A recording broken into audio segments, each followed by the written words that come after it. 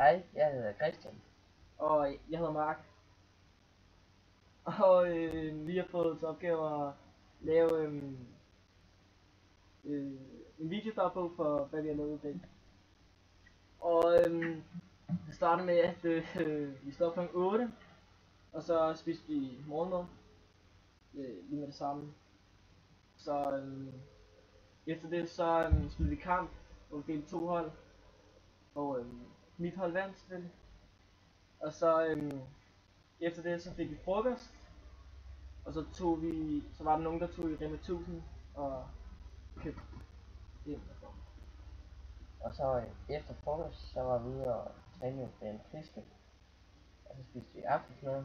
Og så til sidst tog vi biografen og så Ice Age 4. Ja. Og nu har vi... Ja, om lidt så har vi snart aftenmad. Og så skal vi også i dag senere trække lod til Camp Cup. Ja, trække lod til Camp Cup om. Ja, til holdet. Så ja.